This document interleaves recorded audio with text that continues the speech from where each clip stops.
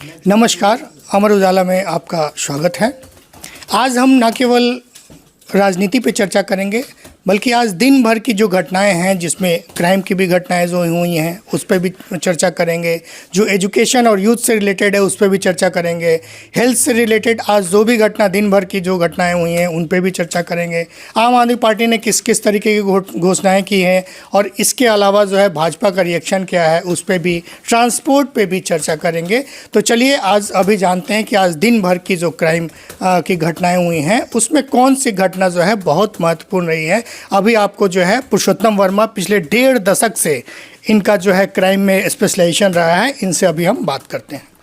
देखो जी, मैं अभी आपको दिल्ली में जो पॉल्यूशन बढ़ रहा है उसके बारे में बता रहा हूँ। दिल्ली पुलिस, खासकर ट्रैफिक पुलिस काफ़ी सख्त हो गई है और ट्रैफिक पुलिस ने लोकल पुलिस और पीसीआर की पिखर 88 बहनों को पॉल्यूशन फैलाने वाले वाहनों को या ग्रैप 4 के नियमों को जो उल्लंघन कर रहे वाहनों को उनको पकड़ने के लिए बहुत ज़्यादा सख्ती बरतना शुरू कर दिया है।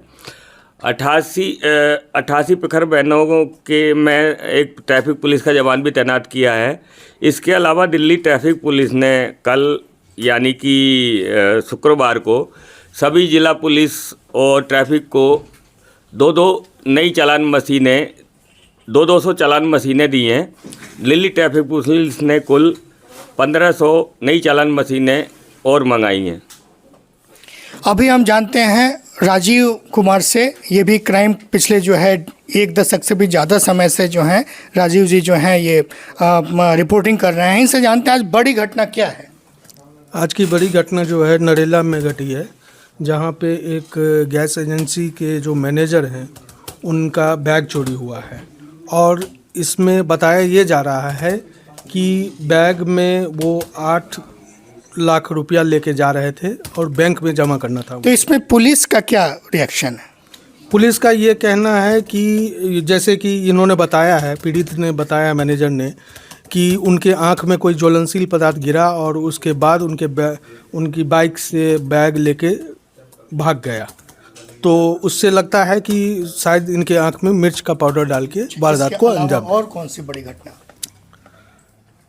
और अभी तो कुछ, अभी दिन भर की सबसे बड़ी घटनाएं ये थी। अब आते हैं थोड़ी सी राजनीति पे चर्चा करते हैं।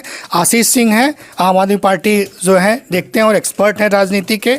आइए बताइए आज की क्या घटनाक्रम रही सर। आम आदमी पार्टी? आज दिन भर जो आम आदमी पार्टी में रहा है मामला, उस पर ये था कि जो बीते दिनों अंबेडकर को लेकर जो चर्चा और टिप्पणी और भाजपा और आम आदमी पार्टी आमने सामने थी, तो आज आम आदमी पार्टी ने एक बड़ा ऐलान किया है कि डॉक्टर अंबेडकर सम्मान योजना छात्रों के लिए उन्होंने जारी की। इसके तहत जो पूर्व मुख्यमंत्री अरविंद केजरीवाल ने ये घोषणा करते हुए बताया कि इसमें जो छात्र होंगे वो विदेश जाकर पढ़ इसमें भाजपा की एक प्रतिक्रिया भी आई है जो थोड़ा अवगत कर दें कि ये 2020 में इसी तरीके की घोषणा ये लोग आम आदमी पार्टी ने किया था। लेकिन ये स्पेशली मतलब जो पिछड़े यानी कि अनुसूचित जनजाति के लोग हैं और अनुसूचित जाति के लोग हैं, उन्हीं को केवल इसमें दिया जाएगा। लेकिन खास बात इसमें, इस योजना में ये रहेगी कि ये बच्चे जो विदेश में पढ़ने जाएंगे वो ना केवल आर्थिक रूप से कमज़ोर होंगे और बल्कि ऐसे उन लोगों को भी इस पर मौका दिया जाएगा जिनके माता पिता या सरकारी सेवा में। इस पे भी भाजपा की प्रतिक्रिया आई है। जो पिछले बार जो योजना किए थे उसमें सिर्फ महज 5 बच्चों को उन्होंने भेजा था और उस पर 25 लाख रुपया ही खर्च किया था। बाकी इसके प्रचार में जो है 5 करोड़ रुपया से ज़्यादा इन्होंने खर्च किया था। इसके अलावा बताइए। उसके अलावा सर एक और थी कि आम आदमी पार्टी ने आरोप लगाया है कि भाजपा जो है वो पूर्वांचल के लोगों को यहाँ से उजाड़ना चाहती है, हटाना चाहती है। और इसके लिए उनका आरोप यही है कि एमसीडी से एक आदेश भी पारित करवाया जिसमें कि शिक्षकों को कहा गया है कि वो स्कूली बच्चों को देखे कि कौन अवैध रूप से यहाँ पर बांग्लादेशी प्रवासी है और उसको वो शिक्षा ले रहा है तो उसको हटाया जाए। और इस पे भी भाजपा भी आते हैं आपके पास फिर अगले जानने के लिए। भाजपा की भी इस पे प्रतिक्रिया आई है। मनोज तिवारी को उतारा है उन्होंने और कहा है कि मनोज तिवारी ने कहा कि दिल्ली की जनता अभी भूली नहीं है कि कहते थे कि 500 रुपये का टिकट कटा के पूर्वांचल से चले आते हैं और फ्री इलाज जो है करा के चले जाते हैं। चलिए आते हैं अभी हम हेल्थ रिपोर्टर, हेल्थ एक्सपर्ट से राकेश शर्मा। राकेश शर्मा जी, आज दिन भर का क्या हालचाल?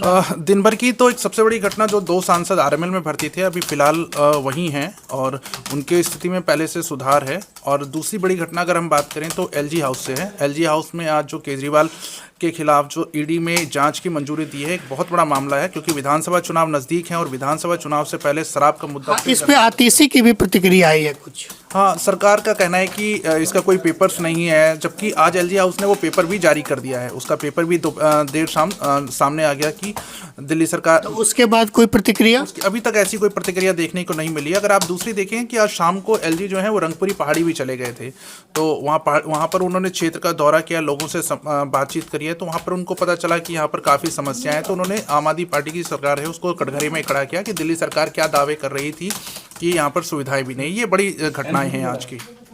चलिए अब आते हैं बात करते हैं, बताइए आप। धनंजय मिश्रा। आज परिवहन विभाग में एक बड़ी खबर है कि दिल्ली में जो सरकारी बसों की आवाजाही है उसको लेकर एक योजना परिवहन विभाग ने तैयार की है। इसमें यह है कि जो दिल्ली के 3 प्रमुख बस अड्डे हैं उसमें जिस दिशावार जो बसें हैं, जैसे मान लीजिए कि पंजाब से कोई बस आती है, वो आनंद विहार या सराय रोहिल्ला ना जाके एक खास केवल एक समर्पित बस अड्डा उनके लिए निर्धारित किया जाएगा। इसके लिए परिवहन विभाग ने योजना तैयार की है। इसमें उन्होंने नोटिस जारी किया है। नोटिस के तहत 15 दिन के लिए उन्होंने सुझाव मांगा है जनता से, और जो तमाम हितधारक हैं वो अपना सुझाव देंगे। तो इसके ज़रिए ये होगा कि अभी मौजूदा समय में क्या है कि दिल्ली में 3000 से ज़्यादा बसें हैं जो दिल्ली में प्रवेश करती हैं विभिन्न राज्यों से। उन बसों में जैसे मान लीजिए कि उत्तर प्रदेश से बस है तो वो कश्मीरी गेट या तो जाती है या आनंद विहार जाती है या सराय का लेखा जाती है। लेकिन अब ये योजना ये तैयार की गई है कि कोई बस अगर उत्तर प्रदेश से आती है या बिहार से आती है तो आनंद विहार ही जाएगी। मतलब यात्रियों के लिए एक बड़ी खबर है। हाँ, यात्रियों के लिए बड़ी खबर है। प्लस ये है दिल्ली की जो ट्रैफिक व्यवस्था है उसको लेकर भी है, क्योंकि कई बार क्या होता है कि जो बस उत्तर प्रदेश से आ रही है उसको कश्मीरी गेट जाना है, तो क्या होगा कि आनंद विहार के बाद कश्मीरी गेट आएगी तो सड़क पे रहेगी, उससे ट्रैफिक का दबाव बढ़ेगा। और धनंजय जो हैं ये दिल्ली चुनाव आयोग भी देख रहे हैं, चुनाव आयोग के चुनाव को लेके, विधानसभा चुनाव को लेके देखिए, इसको लेकर तैयारियां पूरी हो चुकी हैं। चुनाव आयोग ने दिल्ली के जो मुख्य निर्वाचन अधिकारी हैं उनके साथ बैठक भी कई सारी की है। बीच में अभी कुछ दिन पहले रिव्यू मीटिंग भी हुई है जिसमें राजनीतिक पार्टियों के प्रतिनिधि भी शामिल हुए थे, और दिल्ली के जो सभी जिला निर्वाचन अधिकारी हैं उनके साथ भी कई बैठकें हो चुकी है। इस मामले में ये कहा जा रहा है कि 6 से 10 जनवरी के बीच चुनाव की तारीखों की घोषणा हो जाएगी। ये भी इसमें एक चीज़ और भी है कि जो मुख्य निर्वाचन जो चुनाव आयुक्त हैं केंद्रीय चुनाव आयुक्त के, वो 18 फरवरी को रिटायर हो रहे हैं। तो इसमें ये भी कयास लगाए जा रहे हैं कि हो सकता है कि 18 फरवरी से पहले ही जो दिल्ली का जो भी चुनाव का है वो प्रक्रिया पूरी कर ली जाए। चलिए, बहुत बहुत धन्यवाद। अब आते हैं आज के जो है यूथ को लेके जो है और एजुकेशन को लेके जो है, रश्मि शर्मा है मेरे साथ, लंबे समय से जो है इनका एजुकेशन पे जो है एक्सपर्टीज़ रहा है। जहाँ तक नर्सरी एडमिशन की बात है तो नर्सरी के लिए 1 महीने से चल रही आवेदन प्रक्रिया 20 तारीख को समाप्त हो चुकी है। अब जो स्कूल हैं वो फॉर्म्स की छटनी का काम शुरू करेंगे। इस छटनी के बाद ही तय हो पाएगा कि किस बच्चे को दाखिला मिलेगा या नहीं मिलेगा, और उसके लिए 17 जनवरी को पहली सूची आएगी जिसमें ये तय हो जाएगा कि इस बच्चे को इस स्कूल में दाखिला मिल रहा है। उससे पहले स्कूलों को किन बच्चों को किस मानक में कितने अंक मिले इसकी सूची जारी करना भी ज़रूरी है, ताकि जो है अभिभावकों के लिए एक पारदर्शिता बनी रहे। और अगर स्कूलों को लॉटरी करने की स्थिति बनती है तो वो लॉटरी भी स्कूलों को अभिभावकों के सामने ही करनी होगी। और डीयू में क्या हलचल चल रहा है? डीयू में इस वक्त अगले सप्ताह एक एकेडमिक काउंसिल की मीटिंग होनी है जिसके अंदर एक वर्षीय पीजी प्रोग्राम को इंट्रोड्यूस करने की बात हो रही है कि उसमें एक प्रस्ताव लाया जा रहा है, और इसके साथ ही ट्विन डिग्री प्रोग्राम की बात हो रही है जिसमें तीसरे वर्ष के छात्र जिनका अंतिम सेमेस्टर होगा वो अपना 1 सेमेस्टर विदेशी विश्वविद्यालय में जाकर पूरा करेंगे। उसके लिए पूरी रूपरेखा तैयार करने में विश्वविद्यालय प्रशासन लगा हुआ है, और इसी का प्रस्ताव 27 दिसंबर को होने वाली अकादमिक काउंसिल की मीटिंग में लेकर आया जा रहा है। अच्छा, अभी एक और ट्रेंड चल रहा है साड़ी को लेके, तो आप पिछले दौरान इस पे स्टोरी भी किया था आपने, तो इसमें क्या नया ट्रेंड क्या है? नया ट्रेंड की साड़ी वही है, लेकिन उसको बांधने के तरीके अलग अलग हो चुके हैं। तो चूंकि समय के साथ तरीका बदला है, इसलिए वो अब फैशन स्टेटमेंट और स्टाइल बन गई। चलिए अब जानते हैं हम नितिन मेरे यहाँ जो है वो ये लीगल बीट करते हैं, कवर करते हैं, एनजीटी भी करते हैं।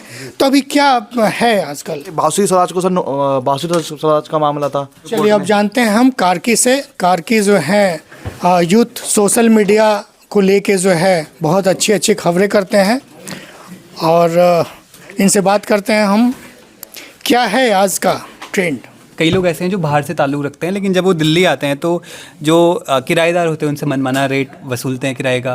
कई बार उनका पुलिस वेरिफिकेशन नहीं हो पाता, जिसकी वजह से जब वो अपने गांव नहीं जा पाते और दिल्ली में उनके पास कोई एड्रेस प्रूफ नहीं है तो वोट ही नहीं दे पाते हैं। तो मेरी कुछ छात्रों से बात भी हो रही थी जो DU में पढ़ते हैं। वो बोले थे कि जब भी वो कमरे से लेकर DU तक जाते हैं, कई लोग पैदल जाते हैं, तो हर जगह कूड़े का ढेर, कहीं पर ट्रैफिक, इन चीज़ों से उनको सामना करना पड़ता है। तो वो चाहते हैं कि कहीं ना कहीं मतदान में भाग लें और ये चीज़ को जो बदले उसको एक नेता को चुने। यूथ से आपकी चर्चा हुई है, इसके बाद यूथ और क्या डिमांड कर रहे हैं यूथ चुनाव को लेकर? यूथ की बेसिकली डिमांड ये है कि जब वो मूलभूत जो सुविधाएं उनको मिल जाएं वो, और जहां वो रहते हैं उस पे एक रेगुलरिटी हो। जैसे रेट बहुत ज़्यादा कहीं पे ऐसा होता है कि आप इलाकों के हिसाब से आपको भी सुनाई देता होगा कि जैसे किसी इलाके का नाम लेते हैं, बोलते हैं बहुत महंगा है, बहुत सस्ता है। तो एक रेगुलरिटी हो स्टूडेंट्स के लिए, उनका आई कार्ड लेके देखा जाए कि अगर वो DU में पढ़ते हैं तो उनको एक मतलब ठीक ठाक एक रेट पे उनको घर मिल जाए, जिससे वो पढ़ाई भी कर लें और एक बजट फ्रेंडली जगह के साथ। दिल्ली में कुछ एग्जीबिशन भी चल रहा है, तो क्या इम्पोर्टेंस है अभी?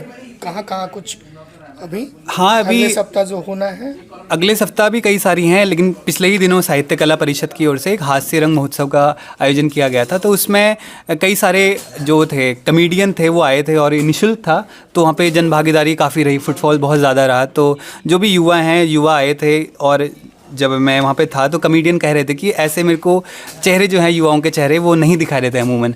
तो ये देख के अच्छा लगा कि यहाँ पे युवा आए हैं, तो उन्होंने साहित्य कला परिषद के प्रयास को सराहा भी था। और एग्जीबिशन भी लगी हुई है आजकल चुनाव से रिलेटेड, और जो युवाओं को आकर्षित करती है। एक मार्केट में नया ट्रेंड भी देखने को मिला है कि जो युवा हैं, युवाओं को क्या पसंद आता है उससे रिलेटेड आजकल ज़्यादा प्रोग्राम, कविताएँ, कॉमेडी, ये सब चीज़ें चल रही है राजधानी में।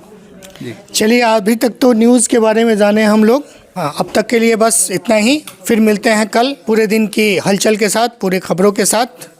नमस्कार।